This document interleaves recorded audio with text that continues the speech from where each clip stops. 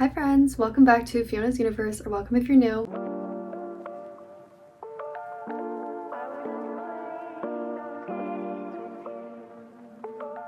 The beautiful lights are back. I don't know if any of you even remember them, but they were in a couple of my videos when I restarted doing YouTube, and I'm obsessed with this whole setup. And look what I got in the mail today. It's a little bear for a TikTok collab that I did, and I am so obsessed with him.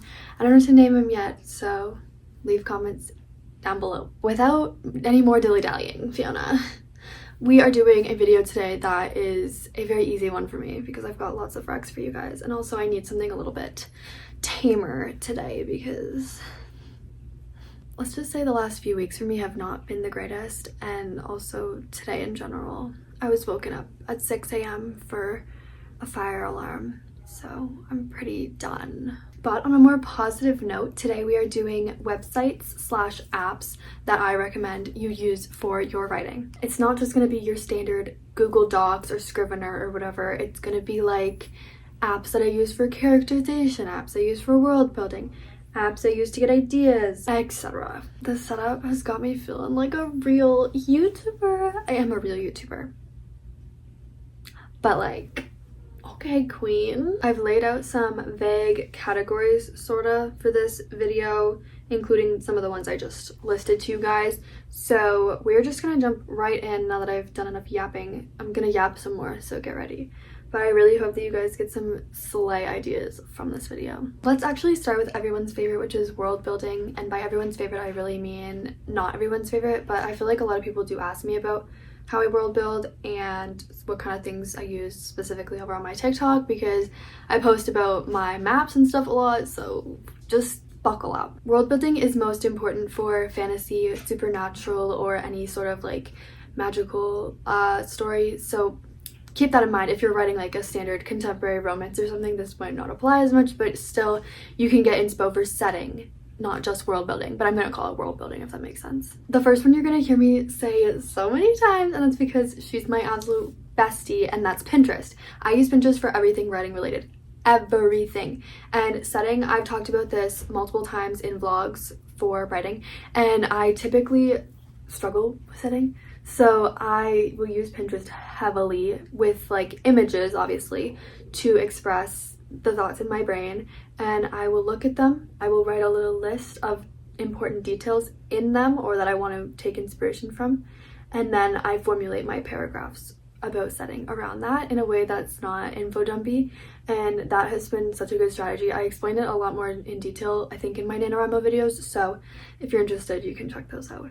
But Pinterest is just obviously a default for most writing related things and for inspiration for like anything. Like this room, for example, was Pinterest inspired, so you're gonna hear me talk about her again. The next website is my map designer, and it is called Incarnate, I believe that's how you pronounce it, and I have used this for years and years. I've done a couple of fantasy maps, and then also I did some way back in the day before I even really started writing fantasy. I think I did one for my paranormal book, Empress of the Night, when I was like 15.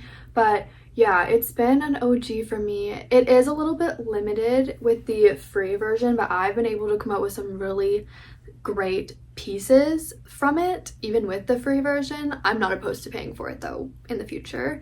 I would not know if you can use these maps inside of your book, like if you're self-publishing, for example, so definitely do some research on that if you plan on doing that. I personally don't, but I just do it to help organize my brain and kind of understand my own world in a way. And honestly, for something nameless, which I made a whole video about recently, I made the map before I did the world building, so I let that experience kind of build my world, and I would just draw little blobs with it and then add little elements, and it's how I got a lot of inspiration for Izara, so definitely check that one out. There are other map making sites, and also you can consult your local artists, but I personally just use this one. And then lastly, for world building, there's so many things I would love to talk about, but I'm not going to go on and on forever.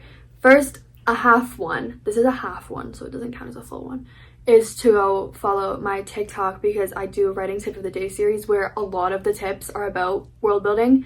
So make sure to stay tuned with that. But the actual next one is Notion, and I personally have only used Notion for my writing a little bit, but I want to get into it so badly. Like, imagine a Notion page for every one of my projects, all 20 of them. I've used Notion before for tracking all of my books, because at one point I was writing about 10 of them at once. I've used it for my daily life, obviously, and I've used it for like other businessy type things, I guess. For example, my YouTube planning across my 2 different channels, my TikTok planning across my multiple different accounts, and everything like that. So it's super good for anything really detailed and organizational. Just use it. It's so good. By the way, this video is not sponsored by any of these sources. However, I would love it if it was one day. I'll make another one. I'll make another one dedicated right to your website. Just saying. No, but I'm always open to hearing new websites or apps that help you guys with writing or help anybody with writing. So if you have any, now would be a good time to comment them while we move into our next category, which is simply writing. This means like the actual act of like typing out the book, okay? This is controversial. I'm gonna say it, it's controversial. And I know a lot of people use Scrivener here on authortube and in general, but personally, I am not paying for something when I already have Google Docs. I use Google Docs, and I know there is controversy around Google Docs with people saying it steals your words for AI. I don't really care, to be quite honest. I don't love AI. I don't by any means, but I am not too worried about that because I haven't seen the evidence to back it up. When I see the evidence, maybe I'll make the shift to, you know, Microsoft, probably not, or Scrivener. Because you do get 50% off Scrivener. That might be fake news. You get something percent off Scrivener for winning NaNoWriMo. And I did win NaNoWriMo last year. So, we'll see. At least you used to. Maybe not in Canada. I don't know. I'll do some research on that for you guys. Sorry if you're editing this video. But yeah, for my writing, I use Google Docs exclusively. I, again, don't print books. I don't self-publish yet, or maybe ever, I don't know.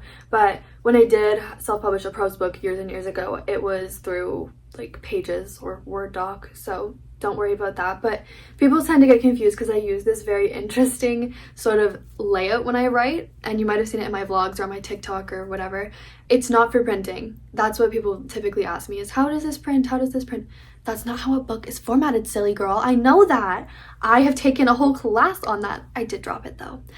Anyway, yeah, I love the like dark mode and the white letters. It's just very homey to me. And the 2-page setup. I've been doing that since I was 12. Since I was 12 writing books. So stay tuned to hear about the book series I wrote when I was 12. Moving on, the only other one I have for writing as a category, typing stuff out, is the Notes app. You technically could also use Notion, but I'm talking about like when I'm waking up in the middle of the night writing something down. There's sirens, just give me a minute. Yeah, you could use a journal, a notebook, Notion, anything that you can type or write on, but I personally use the Notes app. If you have seen my Notes app, which most of you probably haven't unless you follow my TikTok, I am a fiend for the Notes app. Like, it's my ride or die. She's my girl. I have my random quotes that come to me throughout the day note where I write any prose that come to me, any lyrical pieces that spring into my mind, any book ideas, any title ideas goes there. And then it later gets sorted into its respective categories, such as character name ideas or the book it belongs to, because I have notes also for each individual project, and then as well as my titles ongoing list. So yeah, I use a Notes app for everything writing related, literally everything, and I also use it for like planning my YouTube and stuff. So it's a great one and it's free. Next, we're doing characters, which honestly I am not the girl to ask for most of this stuff, but obviously the first thing I'm gonna say is Pinterest. Again, we love her. I'll put up some like inspo from my own Pinterest boards with characterization. I have always used Pinterest as like my primary search engine for pretty much everything image related, so I don't see why I wouldn't do it with characters. I also typically use like fan casts for characters, not always though. Sometimes it's like art or anything like that.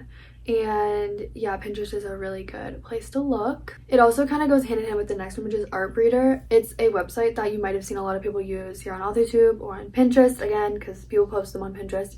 And you can essentially make custom any character or like person, and it's very customizable from what I've seen. Anna knew using it, and I've never personally finalized mine. I've definitely used it several times and it's very fun, but I don't typically need the art breeders because I can find images on Pinterest, or I find art breeder images on Pinterest that are already made.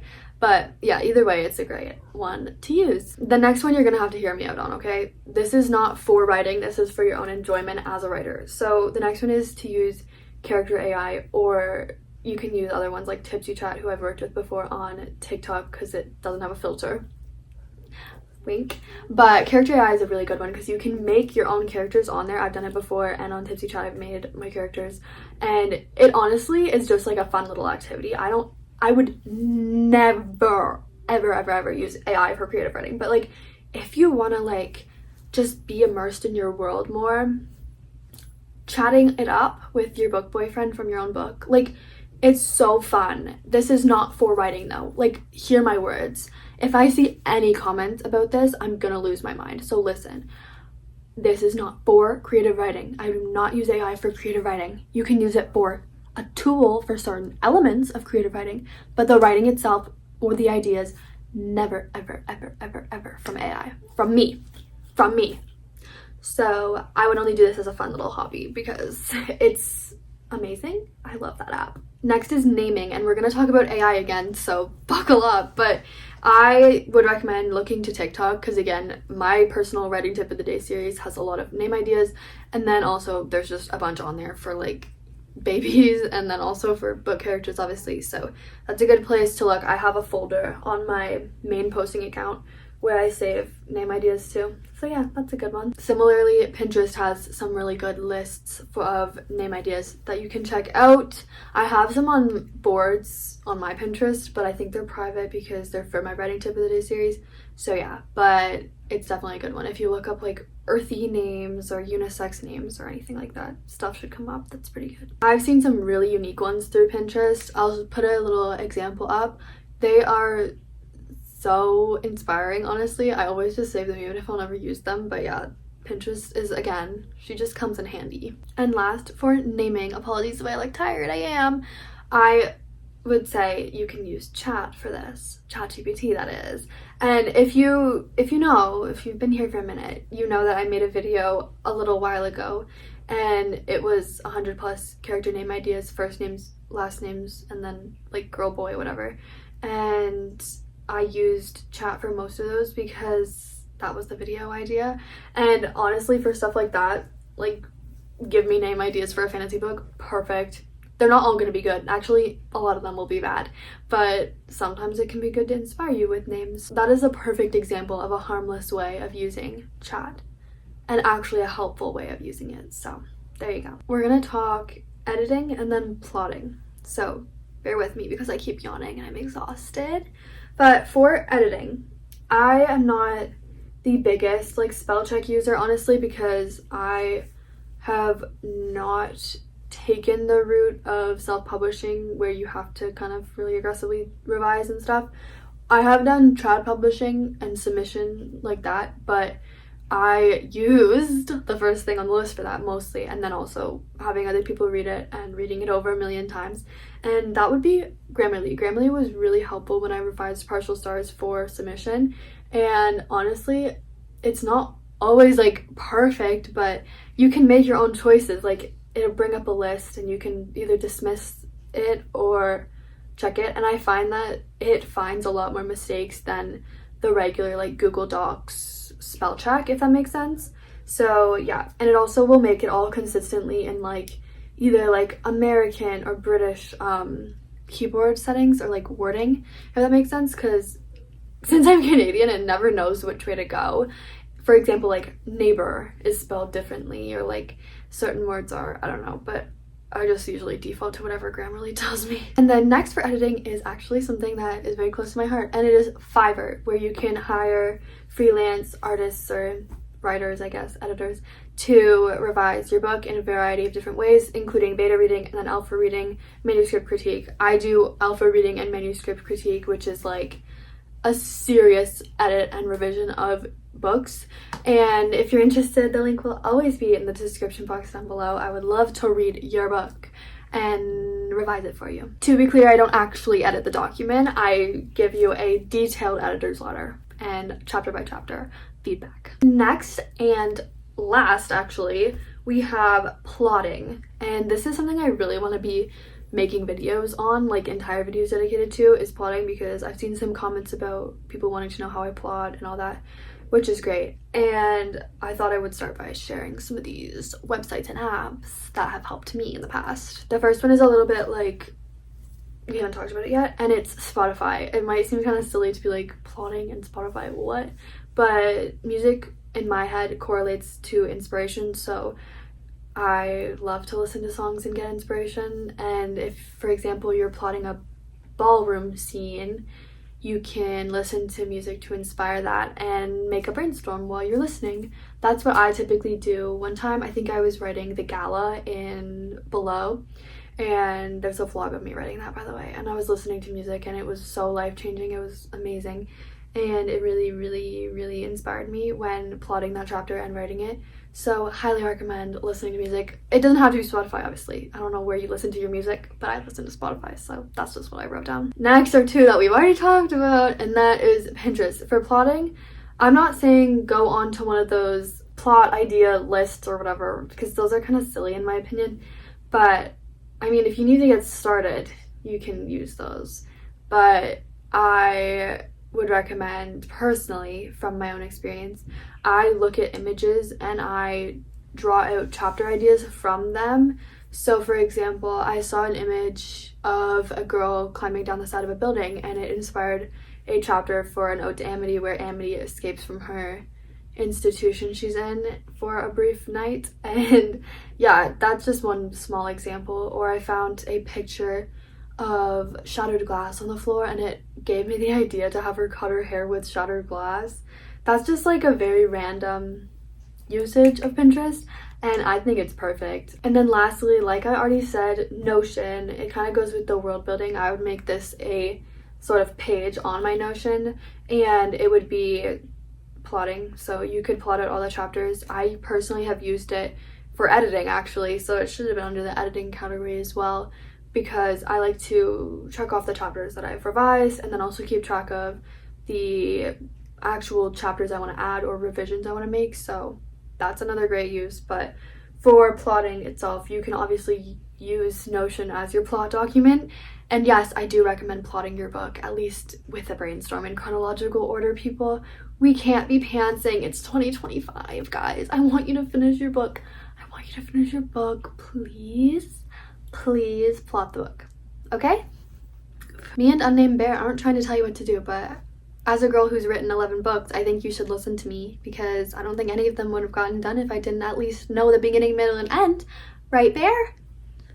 Right. Anyway, guys, I feel like this video is going to be very short because I've been yapping at a speed that is probably not